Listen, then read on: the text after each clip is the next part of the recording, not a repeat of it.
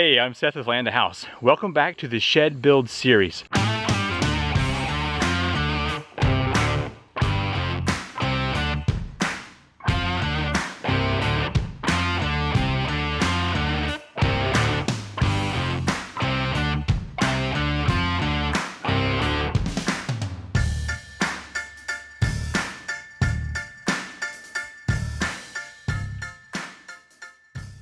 I have 3 of the 4 walls done. Let me show you real quick. This side is just a 20-foot wall with no windows, no doors. Back here in the back, I've got the single back door. On this side over here, it's 20 foot with a window. And here on the front, it's 14 foot with a big 7-foot door. So that's what we're gonna be building today. I'm gonna use 3.5-foot walls on each side and then have the 7-foot wall in the middle. A quick disclaimer, I'm just a homeowner with a YouTube channel making a storage shed, so definitely take this video for entertainment value and be sure to check with a professional before you start your own build. The first thing I'm going to do is cut 8 of my 93-inch boards down to 91-inch, and that will be just regular studs on this 3.5-foot wall on each side. I also need to cut 2 boards out of this treated board here, 38.5 inches, and that will be the bottom of the 3.5-foot section of the wall, taking into account the 3.5 inches there. And then I need to get the 2 jack studs that are 6.5 foot for the door.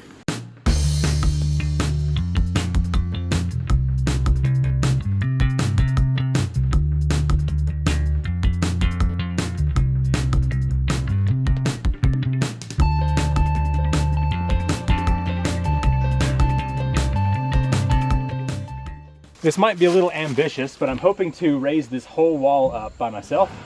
So I need to find out what the top plate is going to be. So I'm just going to put the tape measure on this full side here. And I bought a 16-foot board because they didn't have any pretty looking 14-foot. 161 3/8 inch for that. So let's go ahead and cut this out of the 16-foot board here. Whenever I tried to take that 161-inch piece at the top, of course it wouldn't fit between the walls. So I think what I'm gonna do is use this 38.5-inch section and build this little wall and then build the rest of the door piece in one full. What we're gonna do here is lay this out for the studs using my speed square. Just going to come 1.5 inches off of the end here. Mark that. And then I'm going to slide down here and come 3/4 inch from 16 inch. And then move back to that 3/4 before. Got to do one over here at 32. I'm using 1 screw and 1 nail to put all these together.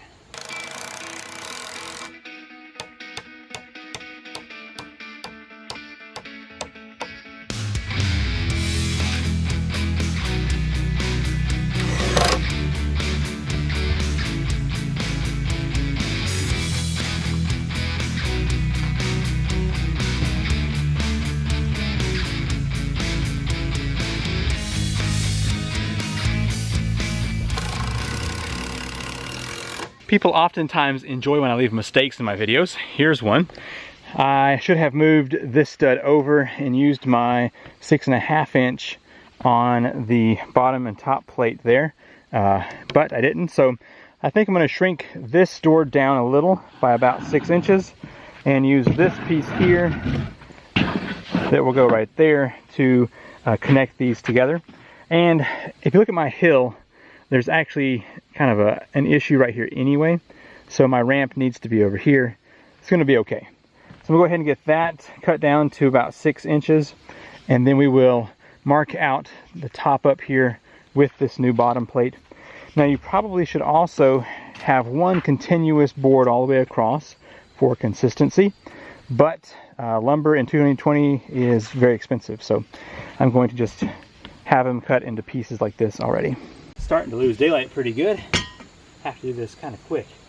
So I just want 1 stud to be here, and then I'm going to want the mark this edge as well.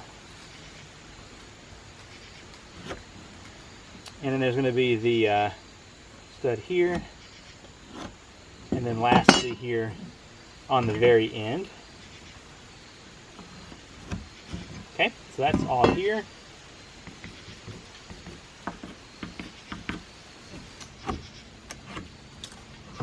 Coming down to 16-inch. And then lastly, I want to put my 2 on the end here. So that one, come back 1.5 inches.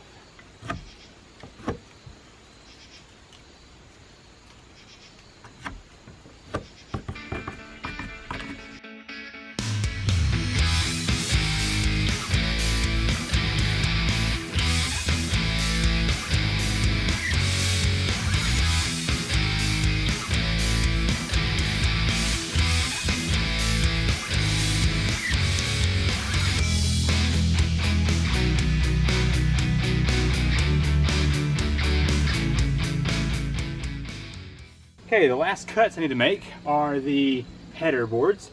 Now, you would normally put a piece of 1/2 inch OSB between the 2 headers to make it the 3.5 inch of a 2x4, but I'm just going to use 2 of them stuck together and not worry about that sandwich in there. Should be just fine. 81 3/4 to cut my 2x6s. Okay, both of these are going to be cut at 81 3/4. Hopefully these will fit in here perfectly.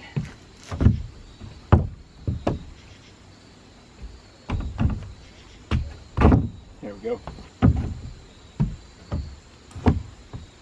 So it's really important that this outside board be flush with the top, so I am going to pick that up just a touch to make sure that it stays flush with the outside.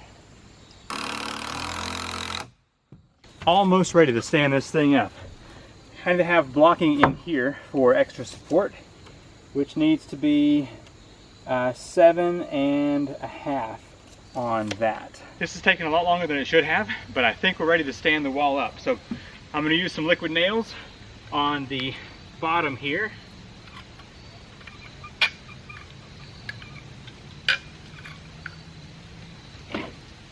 I may put a little bit on the side as well, because this wall will have the door on it and it's going to be used pretty extensively, I have a feeling.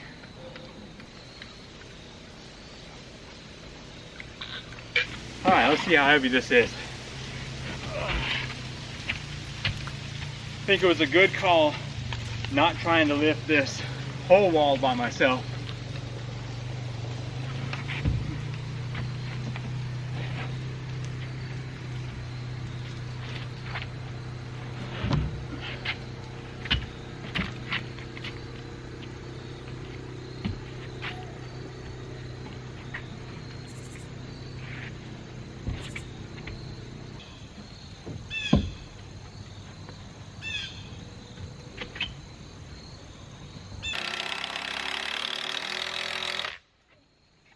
This wall took a lot longer than it was supposed to, but it's done.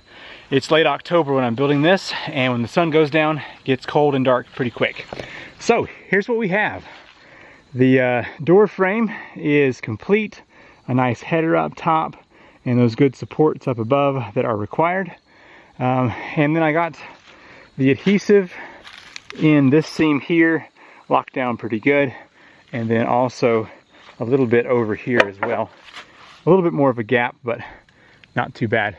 Definitely would not have been able to lift this whole thing up at the same time because it would have interfered with the walls back over there. But anyway, I like it, and it's offset a little bit, 6 inches, so that my ramp will be avoiding this little hill a little bit. Should be pretty good. I need to get the tape measure and make sure that this thing is square. It may not be, but since I'm going to be building a custom door, I can account for that a little bit. Looks like 78 3/4. and 78.5. So we're actually a 1/4 inch off. So what I'll do is on the bottom of my custom doors, I can just offset it ever so slightly, and it's going to have a little overlapping door, so it's going to be just fine. Thank you so much for watching this shed build video. All 4 walls are complete. Like I showed earlier, we've got that wall. I just got this one back here done without you. It was pretty simple and easy. This wall you got to see with a window, and now we have the last one here with our big opening for getting lawnmower and 4-wheeler in here without any kind of struggle whatsoever. So the next video will have the trusses installed that we built in previous video. Also, I have to get the top plate installed, and so I actually have a couple of 16-foot boards here and some extra 2x4 over there, and that will be used to put the top plate on this up here. It'll help lock down where we made these walls in separate pieces, and also help lock down across the gaps here on the end on the top plate. Okay, stay tuned for the next video, and I will see you there. Thanks for watching. Bye.